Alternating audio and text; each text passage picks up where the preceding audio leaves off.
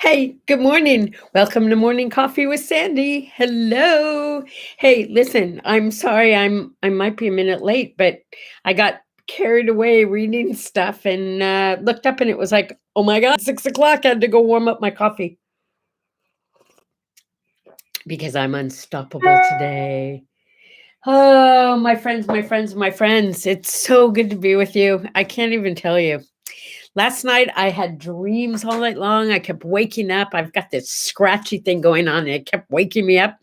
But I kept going right back to my dreams, which were bizarre to say the least. Oh, this is an interesting angle, isn't it? You can see all my pens behind me. And look over here, you can see in the mirror, you can see out the window. And you can see it's a beautiful day already. I should open the shades the rest of the way for you. It's a beautiful day. It's going to be 80 again. Although I understand it's going to be stormy across California, and that yesterday we got some wind. Had to quit tennis right after the first set because it got so windy, and apparently it's going to be windy again today. But I'm hoping we'll get through tennis first, and then it can get rainy and windy. But I want to go play. Yeah. So I am declaring today warm and wild Wednesday. Yeah. I'm going to have my taxes done today. Finally, at least if she shows up on the phone today. You know what it's like to break in a new tax accountant? I'm not excited about this. No, I like somebody who already knows all my stuff and knows what to tell me. It should be an interesting day, but that's my afternoon. Wow, it's really getting warm where you are, Opa. That's awesome news. And not so warm here. Not yet, anyway. I'll wear a sweatshirt. Nice, warm, yummy, soft sweater. It's all good. Uh-oh. If Ginny has the rain already, good morning, Ginny, then it's probably heading this direction because she's west of me and the storm is traveling east. It is no smoking day. Yeah. You know, I was a smoker. We've had this conversation because there are a number of days during the year when people are supposed to quit smoking, right? I haven't smoked in a number of years now, but I want to share something with you that I do. And I do it with food, I do it with smoking, I do it with pretty much anything I'm worried about overdoing. I don't pretend that I'm not interested or that I don't want to smoke or that I don't want to eat something. What I say to myself is, that's interesting. If I was a smoker, which I'm not, but if I was a smoker, I would have a cigarette right now and it would taste really good. But I'm not a smoker, so I won't have one. Or if I was the kind of person who just ate and ate and ate without thinking about what I was eating, I would have another cookie, another donut, or I would have a donut, a cookie. But that's not the kind of food that really gets my body happy, so I'm going to skip that for now. But I acknowledge that it would be nice because, hey, it would be nice, and I'm not going to lie about it. Not to me. I know when I'm lying. You know when you're lying. Yeah, you do. So I think I talked to you a little bit about reconnecting with old friends. I think that there's a state of mind that you get into where you are just open to the universe of old friends and they just start like showing up magically. And in the last 2 days, it has been cray cray. I'm not kidding you. I'm friend requests from people who worked for me 30 years ago. Friend request on Facebook from someone whose parents were friends of mine. And then a reconnection with a young man that I absolutely adored. And I wasn't there when he was born because his parents are from Europe and so is he. but I haven't had contact with him in years. And it was his birthday. I sent him a birthday message and I said, you probably won't even see this, but just on the off chance you do, please notice that Auntie Sandy is thinking about you. Seconds later, I got a response. I always see what you do, Auntie Sandy. I follow you on Facebook. I just don't say anything. How are you? Thank you for the birthday wishes. Turns out he's got 2 little kids of his own now. What a small world. Made smaller through the joy of Facebook and YouTube and things like this, right? So cool. I see messages. Let's see. Yes, reconnecting is awesome, says Ginny. And I love Facebook for this reason, says Opa. It's why I'm here.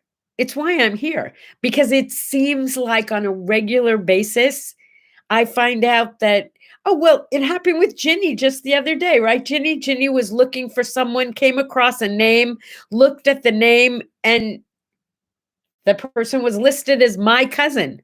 Yeah. So it's like if you Google any of the people that you're connected to here on Morning Coffee with Sandy, or What Do I Say, What Do I Do, or Word Art by Sandy, there's a reason we're all here. We've all got these cosmic connections. Yeah. I'm happy to be connected to you. I am. Okay, so let's move on. Oh, I found out that today was the Festival of Life in the Crack. And I thought to myself, what could that possibly mean? Is it a crack house? Is it something to do with your body and evacuation? What is going on with it's the Festival of Life in the Crack? And it turned out to be a whole lot sweeter than anything I thought about. It's that spring is going to be here soon. And all those little budlets are like starting to pop up out of the sidewalks and out of the streets, little green sprouts coming up. So it's the Festival of Life in the Crack. What's coming up for spring? It is National Landline Telephone Day. Oh, come on, seriously. Do you know anyone who has a telephone landline anymore, other than maybe your 90-year-old aunt or your 90-year-old father or mother? Yeah, landlines are really not much of a thing anymore. I had one until about 4 years ago, and then I realized, yes, it was nice to have in an emergency because they're very dependable, but it rang constantly with crank calls and robocalls, and sorry, had to get rid of it. But we celebrate Landline Day today because it is also the anniversary, I believe, of Alexander Graham Bell making his first official phone call. And the actual words were, "Mr. Watson, come here. I want to see you." And imagine his delight when Mr. Watson popped into the room and said, "Hey, boss, you called?" Pretty cool. And you know, of course, that Alexander Graham Bell was not the only person to invent a telephone. We tend to think he was the guy. Nope. There were a lot of patents applied for. His was just the first one that went through. And the winner is Alexander Graham Bell. Yay! But here's what you might not know. He died in 1922. And at that point, there were about 11 million phones being used in the US. And for 1 minute, all 11 million phones were turned off, no ring, for 1 full minute in honor of the man who invented the phone. How cool is that? First of all, how cool that they could initiate that and make it happen. I mean, we're having trouble getting vaccines to people. Although every day it seems like more and more people are getting vaccinated, and you can go see your grandchildren now if you're double vaccinated. I called to see if I could come hang out with Fritzy because I'm double vaccinated. And it turns out, even though they didn't tell me, she's also vaccinated, but not yet. And then they said I have to take a test, and I have to take a COVID test, even though I'm double vaccinated. I don't know. I'm supposed to get word in the mail this week. We'll see. But Bailey and I did sneak over there and go visit her through the window again yesterday. But it was very windy and she was very cold with the wind blowing through the window so she could hear me. So we only stayed for 2 or 3 minutes, but she had 2 or 3 happy minutes of seeing the two of us come visit her. So that was very cool. That's my Fritzy report today. She was very cold, but she looked very cute and she was very happy to see us. It's blueberry popover day. I've never made popovers, but doesn't that sound yummy? It just sounds so light and fluffy and with blueberry in it. I love my blueberries. I think maybe when I finish here, I'll go have some oatmeal flakes with blueberries and almonds. Oh, that sounds so good. It is Mario Day. You know, like for the Mario Brothers, for the old time wah wah wah. What did the no? That was not the same video game. Mario Brothers. Didn't they jump around a lot? Something like that. It's Mario Day. Whatever. Nintendo. Thank you. It was Nintendo. Yeah. Your grandpa was born in 1922, Opa, and your father was born in 1922, Ginny. My mother was born in 1923. What can I say? Was a very good year. Pack your lunch day. Today's pack your lunch day. Even if you're not going anywhere, pack a lunch, have a picnic. It's to remind people that they don't have to eat out. See, I think this was planned a long time before our restaurants were in so much trouble, because honestly, I think ordering in is a great idea, or going out and sitting outside. Let's get our restaurants back in business. We missed them. Yeah, but it is pack a lunch day. And even if you have to order out to pack it out, pack your lunch and notice how you can pack such healthy foods that you really like. So trivia around pack your lunch day. Okay, you ready? I thought this was like great. The very first metal lunchbox, 1935, not the first metal lunchbox, but the first lunchbox that had characters on it. And it was Mickey Mouse in 1935. Cool, right? And then in 1950, the first lunchbox that had characters from a TV show was Hopalong Cassidy. There you go. So if you've got a Hopalong Cassidy lunchbox or a Mickey Mouse lunchbox from back then, you got a fortune sitting in your garage. Every day is pack your lunch day in your house. We only pack lunches when we go on picnics, but I love picnics. Andy Gibb died today when he was only 30 years old, and he died of some weird lung virus that was exacerbated by the fact that he was a cocaine addict. At least that's what it said. That made me very sad. Yeah, he was such a little cutie. Ray Milland died today. Remember, he's the actor that my mother happened to run into at the airport and sat and literally shared a bottle of something with him at the bar. And Lloyd Bridges died today. Well, not today, but on this day years ago. Do you remember Lloyd Bridges? He did Sea Hunt. It was such a good show. But he was also in the whole Airplane series, and he was very funny. And again, and I keep bringing this up, it seems like there are families where everybody in the family becomes an actor. And this was one of those families, because certainly you've heard of Beau Bridges. Yes, Beau Bridges is one of his sons. And Jeff Bridges. Yes, Jeff Bridges, great actor, also a son of Lloyd Bridges. In terms of birthdays, it's my friend Stuart's birthday. Happy birthday, Stewie. But it's also Chuck Norris's birthday. And I don't really care a whole lot about Chuck Norris, except I read a quote by him that made me have to share his birthday. Chuck Norris said that ghosts sit around campfires and tell Chuck Norris stories. I thought that was a great line. I am so scary that ghosts tell stories about me late at night. Yeah, okay, that was Chuck Norris.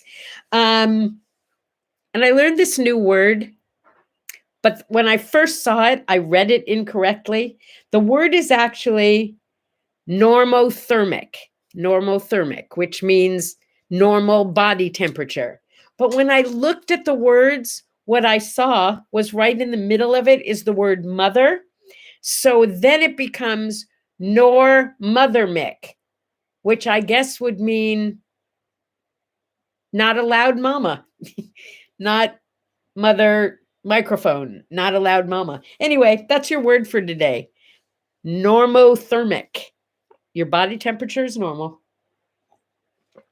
So when you want to go in someplace and they say, have you had a fever rate lately? Because, you know, with the pandemic and everything with COVID, everybody asks if you've had a fever or if you have a fever. Just say, no, I'm normothermic. Thank you for asking. Ta-da! Which brings us to today's word art. You know, frequently on What Do I Say, What Do I Do? My wing woman, Tracy, who also posts every day, she and I, like, even without talking, get like on the same path, and my word art and her memes are very, very connected. And today she posted something beautiful about kindness. And I thought, same as always, because today's word art is want to be happy, do nice things for others, be kind, right? Want to be sad, expect appreciation. Now, what do I mean by that? It's not saying that mankind isn't nice and appreciative. What I'm saying is when you do something kind, do it from here, do it from your heart, not with a hidden or live agenda. Not I'll do this for you if you do this for me. Or if I do this for you, then you'll probably do this for me. When you have an agenda behind your kindness, the agenda is what shows up, not the act itself. Come from your heart. Come from goodness. Be kind because it's the nice thing to do. It'll make you feel good. And your kindness will certainly work over there. But have you ever had somebody do something nice for you, but they didn't do it nicely? There was someone in my life who was a really wonderful human being, truly wonderful human being, with the worst attitude on the planet. Would always end up doing the right thing, but not before saying the wrong thing. And I used to say, hey, it's not so much what you do as it is how you do it and where it comes from. If you're truly coming from love and caring, it shows. It shows. So if you're about to do something because you think you're going to get something back, whether it's appreciation, money, I don't know, a like action, don't do it. Stop yourself. Stop yourself until you can get motivated differently. If you put Confederate money in your bank account, you not only can't withdraw it, you're probably going to go to jail, right? Be kind. Let it come from the heart. That's the word art by Sandye for today. And that's the word for today. Be kind because it's a warm and wild Wednesday. Have a great day. And I will see you on thoroughly terrific Thursday. I love you guys. And remember, grab your cup, have a sip, and a smile. Be unstoppable. Love ya.